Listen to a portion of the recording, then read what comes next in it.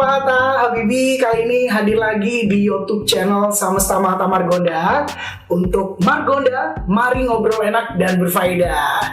Di episode yang lalu, Habibi sudah menghadirkan ada Pak Richard, ada Mas Ferry juga. Ini masih bisa dihitung ya karena masih 2 episode dan ini adalah episode ketiga.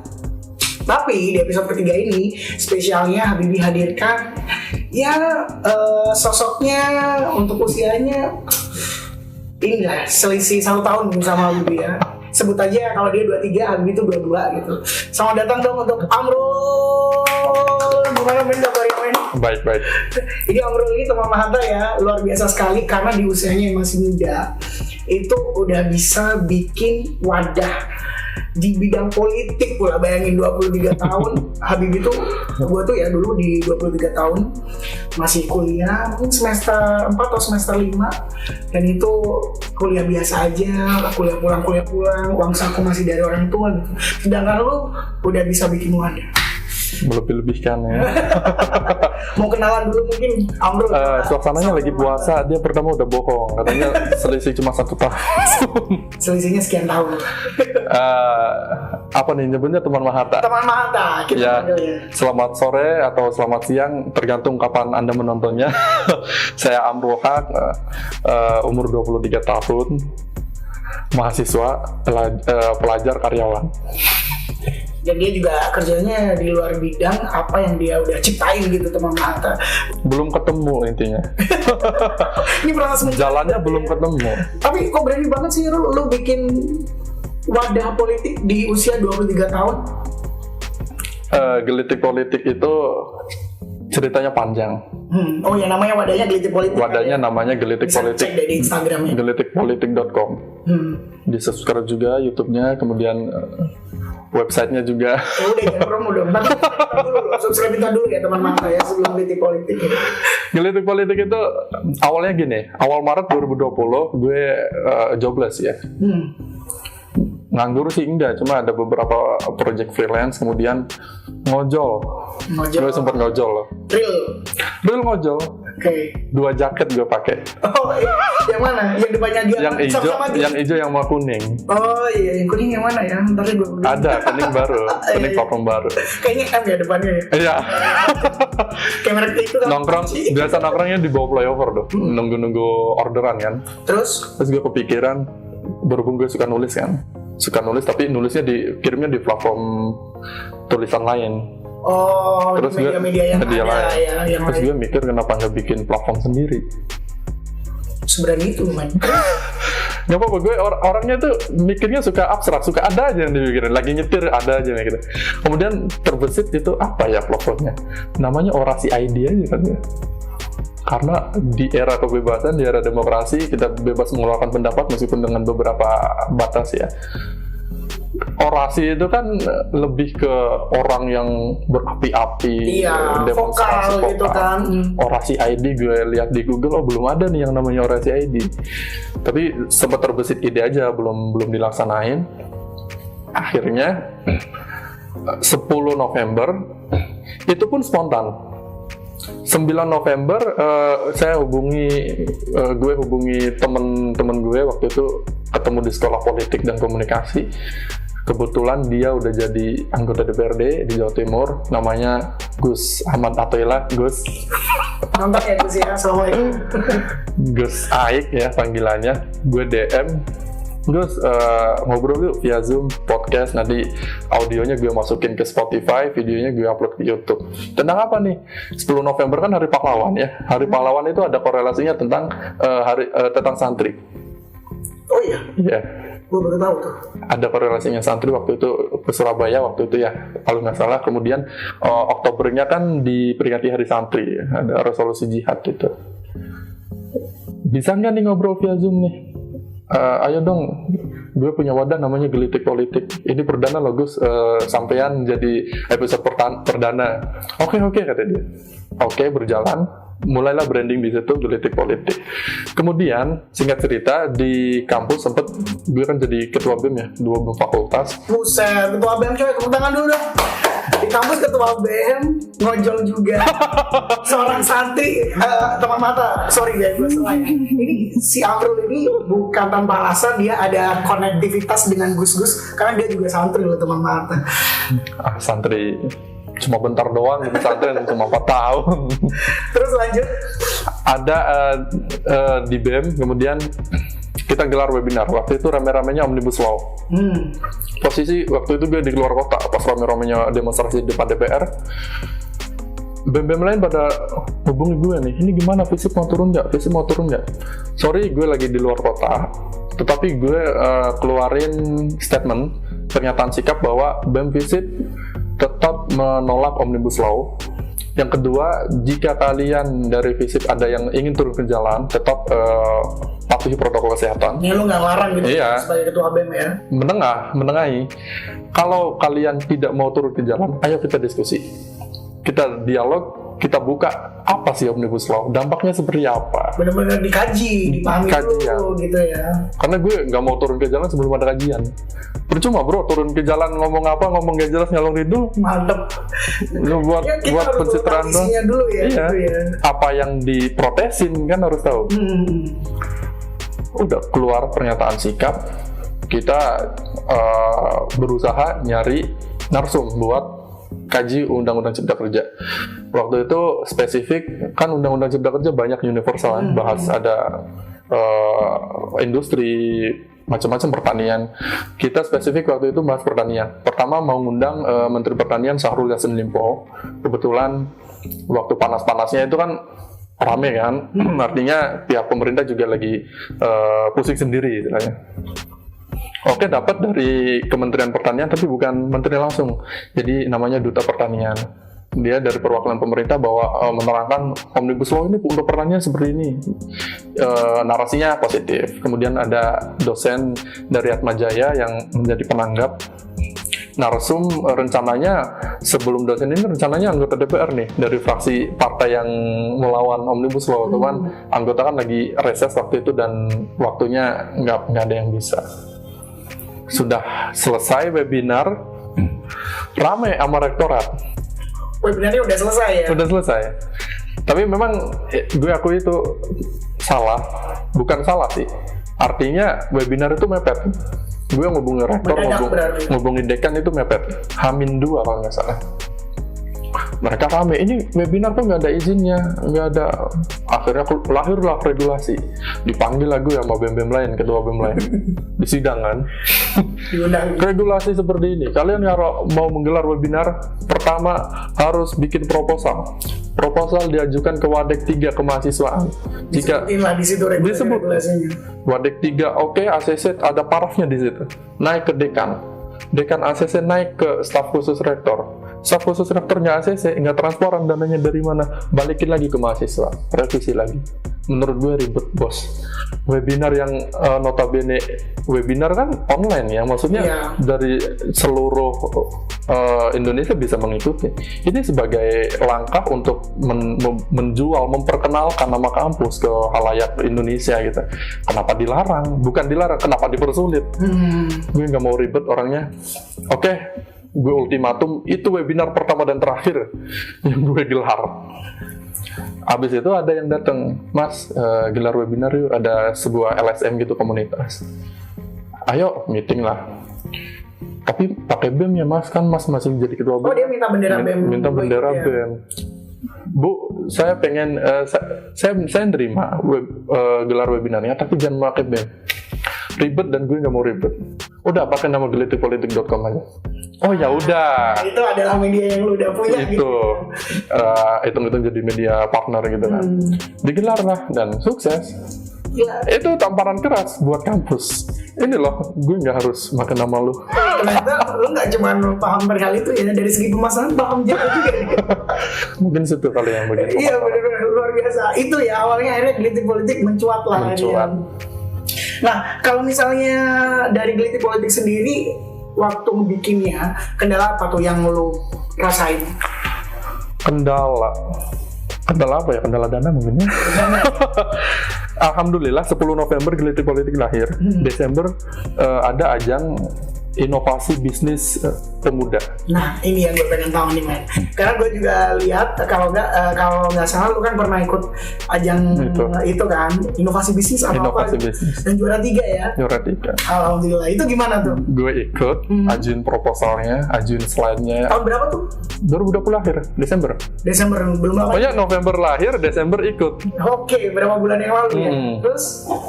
Ikutlah, bahwa Gelitik Politik itu dasarnya adalah milenial yang masih buta atau antipati terhadap politik. Itu sebagai kepedulian bahwa woi, hidup kita ini tidak terlepas dari keputusan politik. Kita dari bangun tidur sampai tidur lagi itu, semua lingkup kehidupan itu berawal dari keputusan politik. Naik kereta, harga BBM, harga beras itu keputusan politik, bos. Dan lu antipati terhadap politik gak lucu. Habibie jadi malu nih. Teman apa salah satu yang antipati mungkin? Untuk membangun literasi dan kepedulian lah, minimal peduli lah terhadap tahu minimal sama milenial itu, karena ada risetnya Alfara ya, bahwa survei bahwa 22% milenial yang peduli, minimal pengen tahu berita perkembangan politik. Cuma 22%. Sisanya 78% itu mereka ya ngikutin berita lifestyle, musik, kemudian otomotif dan sebagainya. Di situ Gelitik Politik lahir.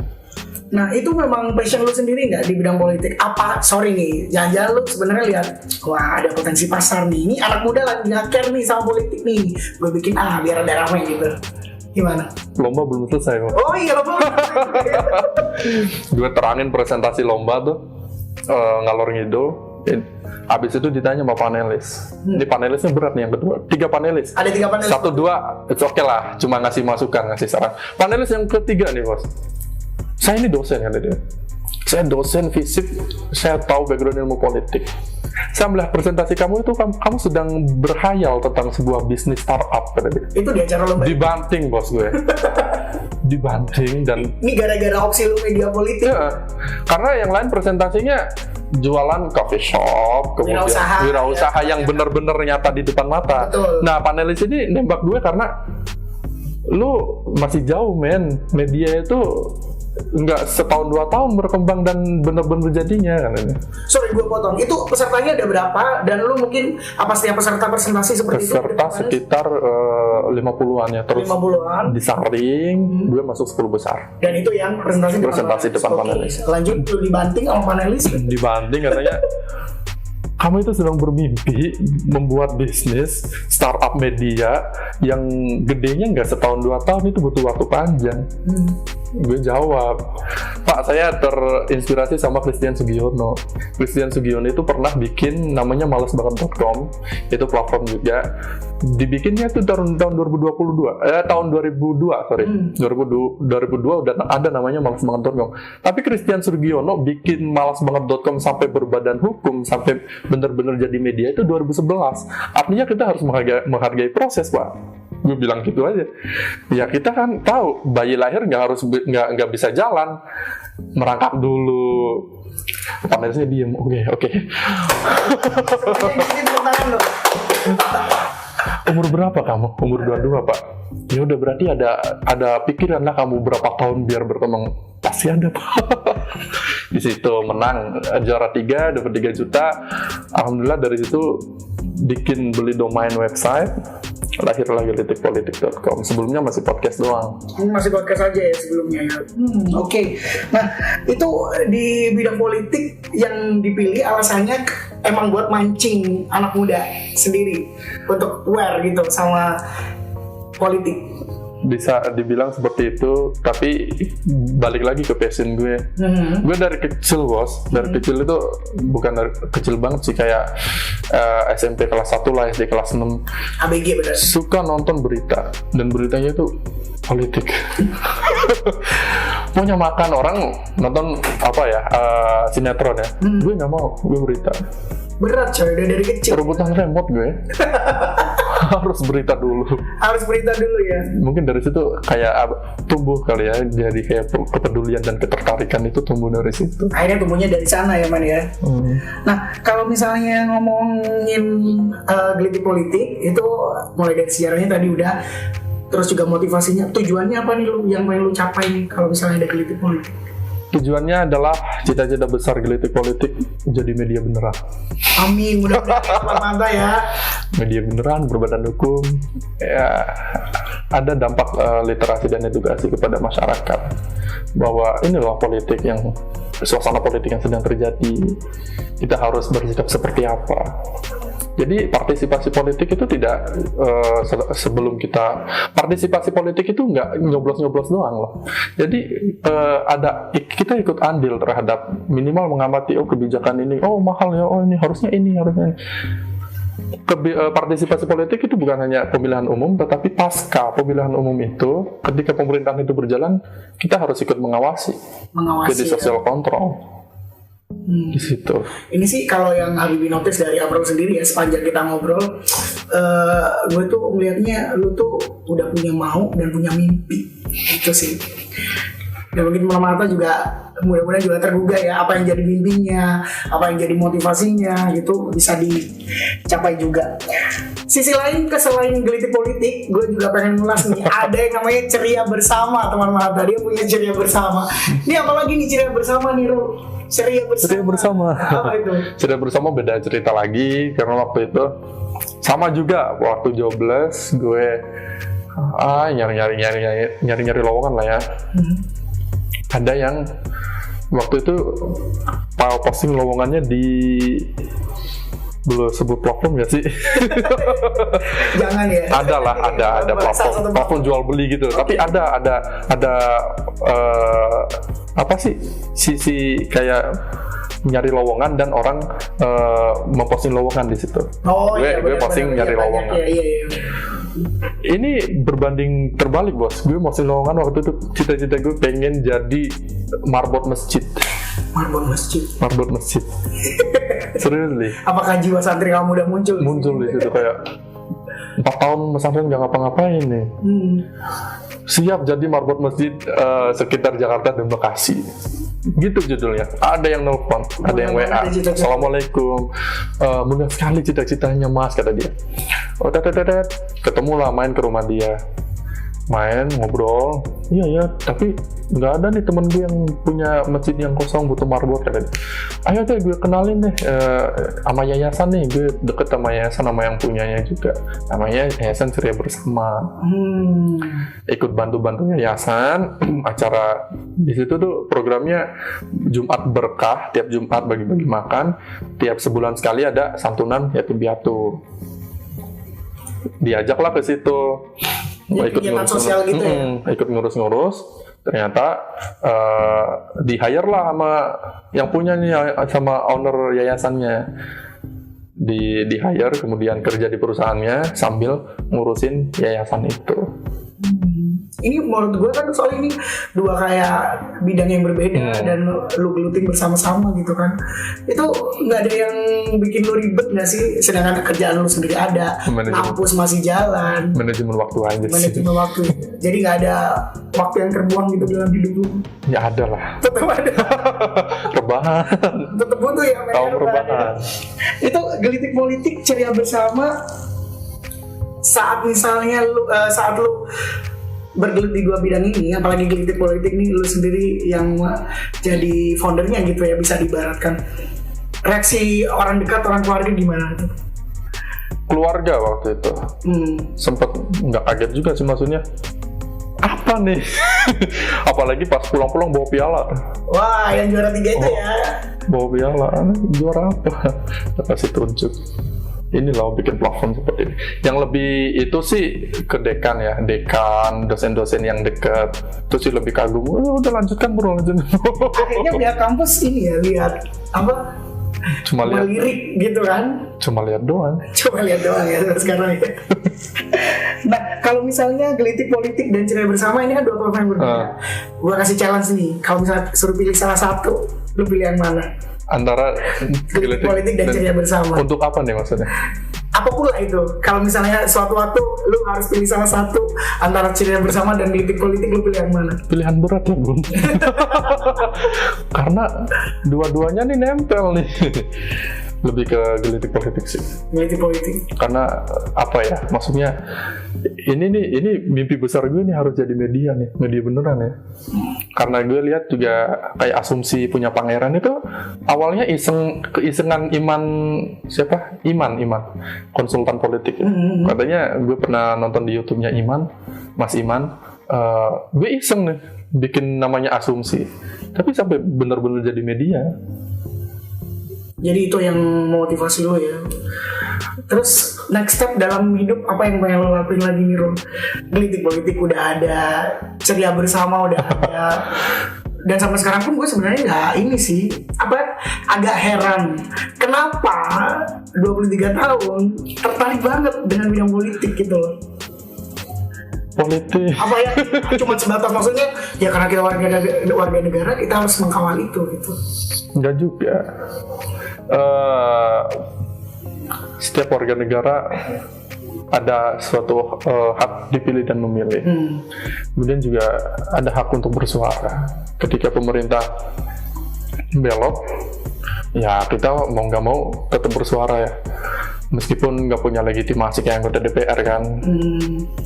Anggota DPR pula kalau bersuara jarang aja yang dengerin, apalagi kita yang Itu ada ini nggak sih tokoh yang bikin motivasi tokoh motivasi lu gitu? untuk membuat gelitik politik ini? Iya, terutama itu. Tokoh yang memotivasi kayaknya nggak ada ya. Kayaknya lebih ke inisiatif Lu berarti sendiri. udah kayak dapat ilham gitu. Ilham. Iya nggak sih? Ilham nggak tuh? Iya, bener nggak? Ilhamnya lu berawal dari yang tadi lu bilang jadi ojek online, terus sering nulis, kemudian Spontanitas gitu ya. kenapa nggak gue bikin media sendiri gitu Nah. kan? Terus next step dalam hidup apa yang ingin diraih oleh Amrul? Next step dalam hidup menjadi inspirasi orang lain. Dan salah satunya ada di Margonda di Mari Ngobrol dengan Faedah, iya gak sih? Mungkin bisa nih sharing pesan untuk teman Mahata yang lagi nonton ini, kasih ini deh, entah itu inspirasi atau bahkan motivasi yang bisa membangkitkan atau menggelorkan lagi supaya mereka tuh nggak ragu punya mimpi. Karena gue lihat lu lu itu ya karena gue punya mimpi, sesimpel itulah kalau gue simpulin deh ya. Karena gue mau di bidang ini, ya udah gue bikin aja gitu loh. Dan gue akan menikmati proses. Kan. Coba kasih sharing deh dua teman Mahata yang lagi nonton ini.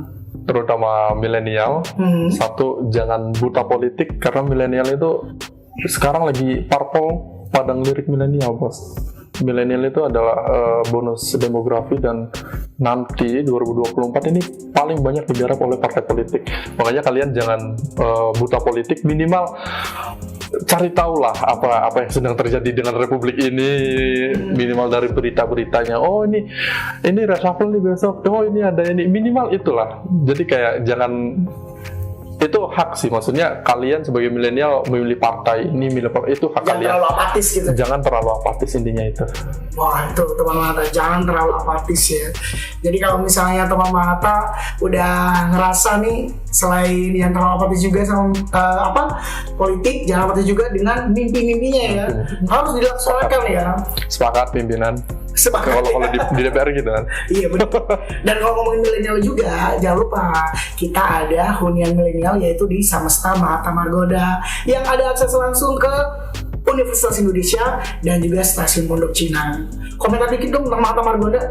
Tadi pas kita ngobrol di mobil perjalanan bilang, oh iya sama-sama Mahata Margonda nih gue sering dapat nih iklannya. Kebetulan belum tahu juga. Suka nongol di website. Suka nongol iklannya. Ya, terus kayak ini strategis banget nih. Dari stasiun langsung itu kan. Iya benar. Aksesnya. Tuh kan, gimana promosi yang gue udah lakuin? Tepuk tangan. Oke deh, thank you banget Amrul ya. Semoga nanti kita ada kesempatan lagi untuk ngobrol ya. Luar biasa, 23 tahun di bidang politik dan notisnya cuman yang penting jangan apatis. Kita sebagai warga negara minimal harus tahu. Jangan apatis dan bangun mimpi, realisasi jangan lupa. Realisasi jangan lupa. Akhirnya Habibie pamit di Margonda episode kali ini. Semoga kita nanti bisa menghadirkan lagi bintang tamu yang bisa menginspirasi teman Mahata. Dan Habibie juga jangan mengingatkan untuk teman Mahata yang ingin ke marketing dari Samasta Mahata Margonda masih terbuka sekali di Jalan Margonda Raya nomor 367 Kota Depok, atau bisa langsung WhatsApp di 08111 021577. Habibie pamit. Amrul Haq pamit. Dan selamat pagi, selamat sore, selamat malam, kapan Semuanya. Dadah.